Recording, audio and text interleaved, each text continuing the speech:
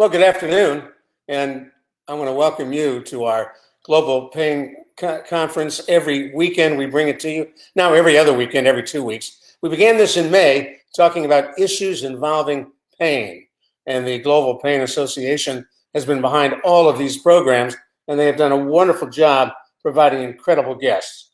Today's topic, real stories of chronic pain warriors. My name is Ron Aaron Eisenberg. I'm delighted to serve as your host for this event. I've got a lot of years in broadcasting and a lot of years hosting medical programs. I know this much about everything medical. So you're in good hands here for the Global Pain Association Pain Conference. I want to introduce our guests today. We have 3 guests who are joining us. 2 are global pain warriors struggling with global pain. And the third is the daughter of one of our guests today. First, we'll introduce Rebecca Christopherson. She's a registered nurse, an MSSW, a board member of the Global Pain Association, and a global pain warrior of many years. Rebecca lives with severe systemic lupus erythematosus. She's dedicated to healing those with lupus who are in need of emotional support and community resources. She's also a wife, a mother, and knows the positive impact support groups have on the entire family. And we'll talk with her in just a couple of minutes. Thanks for joining us, Rebecca. We appreciate it. Thank you.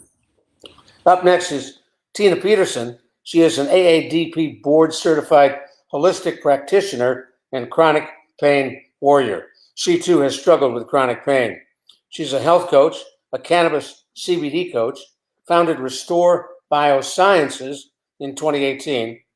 And as a CBD and health and wellness coach, she has been there. She wants to help people reduce their pain through diet, supplements, CBD products, and petting dogs like Harvey. That's Harvey up close and personal. Aiden Christopherson, 22 years old, is the daughter of chronic pain warrior Rebecca, and she's with us here. Aiden is a 2020 graduate of Baylor University, Sikkim, Bachelor of Arts in Arabic and Middle East Studies. She double majored in international relations and assured herself a career that will never pay her anything, but she'll love it. Taking a gap year before pursuing her graduate degree, Aiden plans to pursue a career in national security and intelligence. Maybe she'll work for the CIA, who knows? Maybe she already does, but can't tell us. She was 8 years old when her mom began her chronic pain journey, and we're going to talk to not only her mom, but all 3 of these fine people who agreed to be with us today. By the way, if you've just joined us, we do this every other week. We broadcast live on the Global Pain Association Facebook page, and we encourage you to like us and share today's broadcast and every other broadcast that you watch so that we can spread the wealth, spread the interest, spread the viewership. I'm going to start with Rebecca, if you all don't mind. Now, Rebecca, tell us a little bit about your medical history. I hinted at a chronic disease you have been struggling with.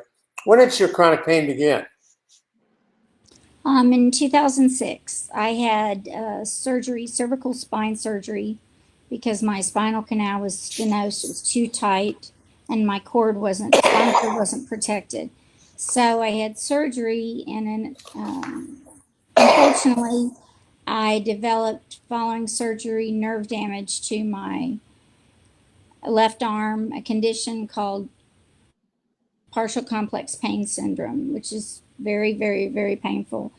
I also was diagnosed in 2008 with lupus and had been having symptoms for quite a bit. And then in 2011, I was diagnosed with lupus cerebritis, which is, the literature says, has a prognosis of dementia and psychosis. So that was probably the big one, along with all the pain. Now, how has your family dealt with the pain that you've been struggling with, and how has it affected your ability to be a functioning part of a family? Well, I think at first it was very difficult for my kids because I was undiagnosed and I was in bed quite a bit of the time.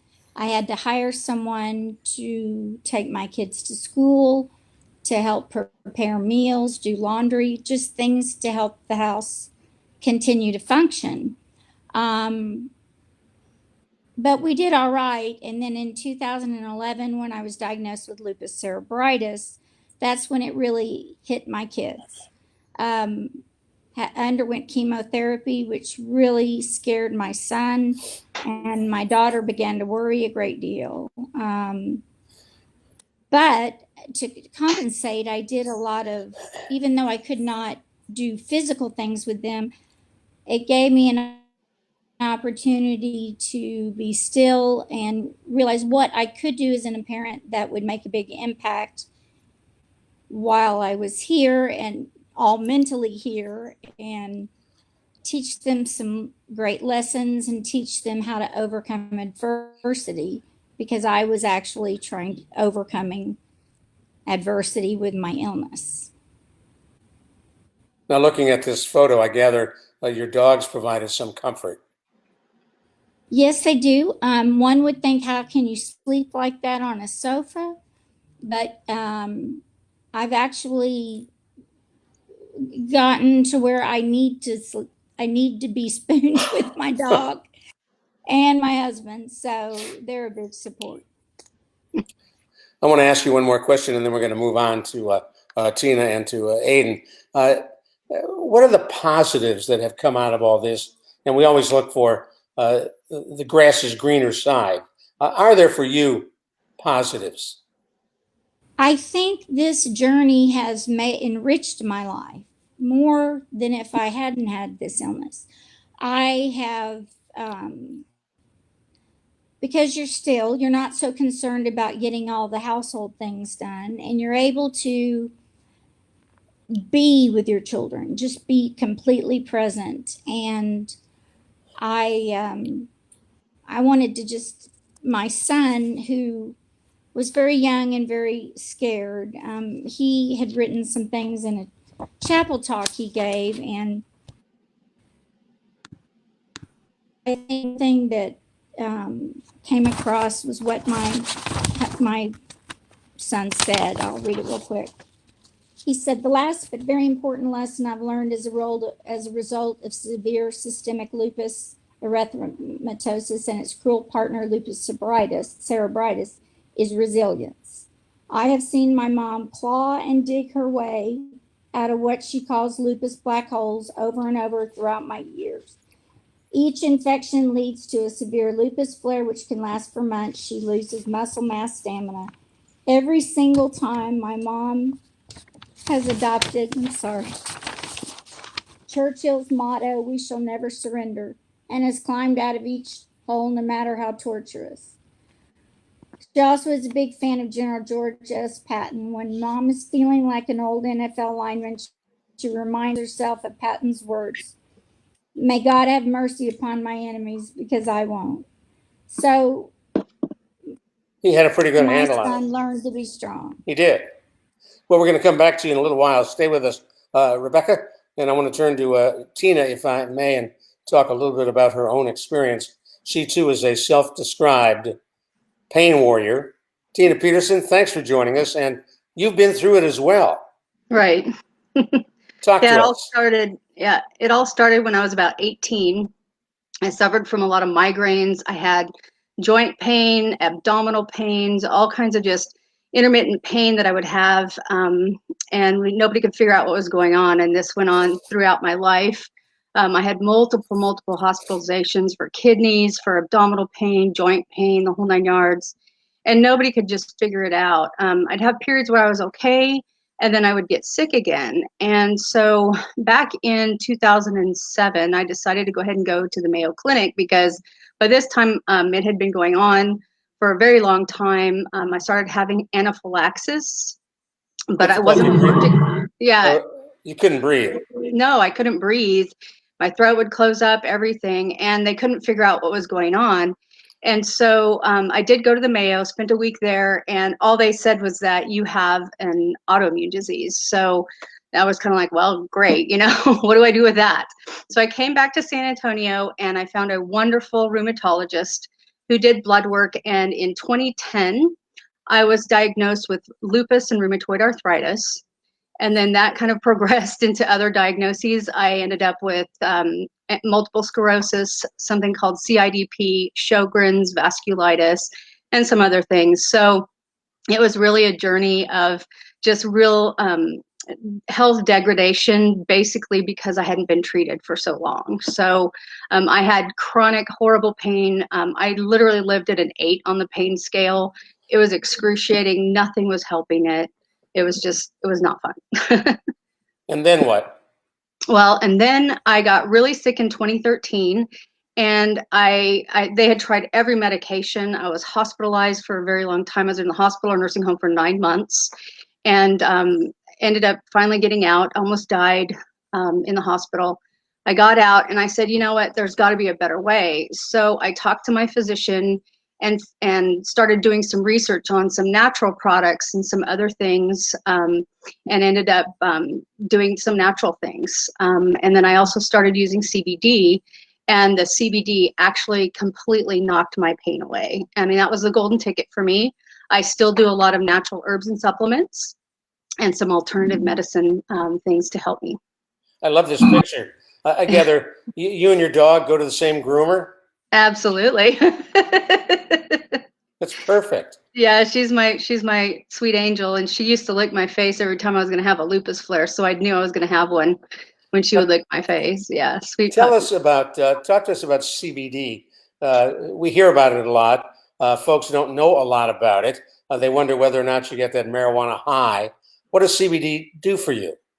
Well, I take the hemp CBD, and there is not any THC, and some of the hemp products have very little, and so you do not get high with it. But what it does is it actually will helps me sleep. It helps me to relax, gets rid of my anxiety, and it also helps to get rid of my pain. Now, there's one thing to remember with that is it takes time. You've got to get to the right dosage for your body, and that's where we lose a lot of people. That's where, it was frustrating for me because it took many, many months. But over, doing persistence and time, I was able to find out what would work for me. And that's the thing. Everybody's different. You just got to find what works for you. I'm assuming you start low dose and move up. Yes, that's the best way. It's easier to do it that way. Now we've got about 30 seconds left before we jump to Aiden. What have you learned about yourself out of all this, and what can you share with others who are perhaps global pain warriors or about to be so? Well, I think the most important thing is to remember what's important in life. I learned that my family is the most important thing, of course, and my friends. And so I found that, when I did feel well, I would spend that time with my family. It's just something that you just realize that there's a lot of unimportant things that we stress over all the time that really aren't important. You've got to learn what is important and focus your energies there. Well, I thank you for taking the time to talk with us. Let's jump to Aiden. Aiden is a recent graduate of Baylor University. Her mom shared with us her story. And Rebecca, you were part of that story. What was it like growing up in a household where your mom, in some ways, was disconnected? Mhm. Well, I think the main thing that my brother and I realized early on was that she wasn't gonna be able to do everything that she used to be able to do. She wasn't able to necessarily come to all of my volleyball games, all of my tennis matches, because she wasn't feeling well and because the illness was, not allowing her to do what she wanted to do. So I think that's the main thing my brother and I grasped pretty early. And then we also realized that we were going to have to maybe grow up a little bit um, earlier than other people and take more responsibility within the house, within, or, whether it was, um, doing more chores or, um, just doing more things that other kids weren't having to do necessarily. But I definitely would say it had an upside because we got to spend more time with our mom than other people did. Other people's parents were always busy, and we were very fortunate because our mom was always there for us. Um, you know, whether it be homework, you know, help with homework. My mom is great at helping us with essays. She would actually write the whole essay, and we'd be like, okay, that's how you do. But you know, and or we would have. I think it came to the point where my brother and I preferred spending time with our mom as opposed to, you know, our friends from school, because she was always there. We need, whether it's movie night and takeout or like having to do homework. She was always there for us, and I think we got to know her better and a closer relationship with her than other kids had with their moms. As you went through your middle school, high school, college life, your mom began to get somewhat control over her chronic pain, did she not? Oh, what was that? Sorry, cut out. Your mom began to get control over the pain. She started managing it more effectively. Yes, yeah. So I think it was probably after the first round of chemotherapy, maybe eighth or ninth grade. We, you know, saw that she was able to do more. I played tennis, so she was taking me all over the state of Texas, you know, to different tournaments every weekend, and she was able to do more. And we really appreciated that. You know, whether it was, you know, infusions, the chemotherapy, or whatever she was doing, it really helped her. Yeah. And have you talked with her about the guilt that she felt about not being there for her, for you? Um, yeah. So we've talked many times, you know, and she about that, and specifically, she realized to us that she does feel guilty because she wasn't able to be there for everything that other kids' parents were there for. But I think, you know, Bryce and I have a different appreciation for her than, you know, a health, you know, necessarily healthy mom. So we aren't, you know, we weren't necessarily upset about it or anything, because we got to have a different relationship with our mom. We got to actually get to know her as a person and spend quality time with her, as opposed to, you know, what other kids were experiencing. So when she says she feels guilty, we would tell her there's no reason to, because we got to see a different side of her. Any last thoughts that I haven't asked you before we go on?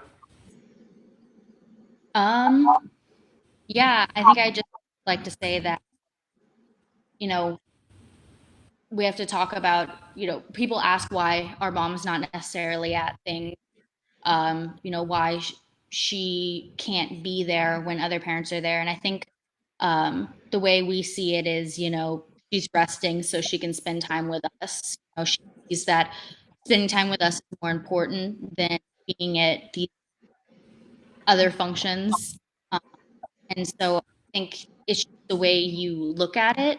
You know, you can look at it like she's not able to be there when, um, you know, typical other parents would be there. But if you look at it in a positive light and you see it as, well, she's actually going to be there when we really need her. I think that's the best way you can look. That's cool.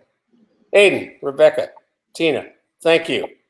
This has been a great look at what it's like to be a global pain warrior, and ways in which medication, ways in which other alternative treatments can help. And Aiden, we thank you for sharing what was, I know, very personal in terms of your relationship with your mom. And Rebecca, we tried to make you cry. I think we didn't quite get there. No, I'm very proud of my children. And I think I realized through my journey that God's plan for me is really to be Aiden and Bryce's mom and to be my husband Chad's wife. And that's what I focused on and found meaning. And I don't know if I would if I hadn't been ill. Well, that's cool. We need to move on. Thank you very much to Tina, Rebecca, and Aiden. We're going to talk to the founder of the Global Pain Association in just a moment. You've been watching Chronic Pain Education series presented by GPA since May 2nd.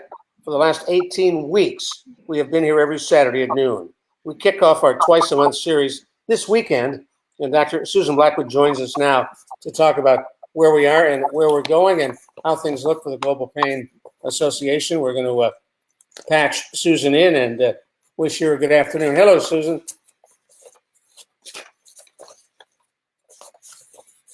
waiting for a cue from my executive producer, who happens to be my wife, Gina Galaviz-Eisenberg. You have no idea what it is like juggling behind the scenes, putting all this together. It is literally producing a TV show with minimal tools. And as we track down Susan, I want to make sure you understand that the Global Pain Association Board of Directors is fully behind this program, but it takes money. It takes money to support the system, takes money to make it happen. And Susan is set up. She's at the plate. I threw her a high, hard one. She can hit it for a home run. How do we get money, Susan? What do we do?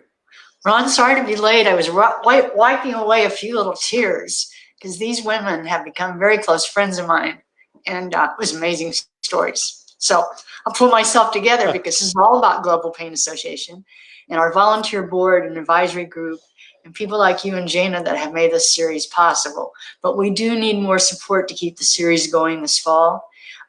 We've had sponsors and donors since our organization started in 2018, but we certainly need more help to be able to bring this to the 40,000 people that we're reaching on a regular basis. So people can go to our website, globalpain.org. There's a tab on how to get involved, and they certainly can donate, or they can send topics that they'd like to see us cover on a regular basis when we do this every 2 weeks. And we'd like those of you who are watching to share this, make a comment, share it with your Facebook friends, and in that way we can expand the group that is knowledgeable, involved, and supportive of what we are doing. Now, our plan going forward is every other week, and we will kick that off on our next show, September 26th at noon, October 10 and 24, November 7 and 21, December 5 and 19, and all of these programs brought to you by the Global Pain Association, and let's hope some underwriters who want to jump on board. Ron, perfect if everybody that watched this would just send us a $10 donation. No donation's too small. And it's a tax-deductible organization, a 501c3, so you get the benefit. You don't get a big bang for $10. How about $1,000? That'll give you a little better donation, and we're happy to accept that.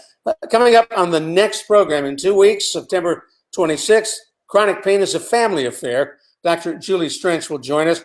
She is a licensed professional counselor and chief program officer at Roy Moss Youth Alternatives, and an incredible therapist. So we will see you in 2 weeks. Thank you to Susan Blackwood and the GPA Board of Directors. On behalf of all of you who joined us today, on behalf of the three women who made a huge contribution, I'm Ron Aaron Eisenberg. We will talk with you again in 2 weeks right here on the Global Pain Association Facebook page.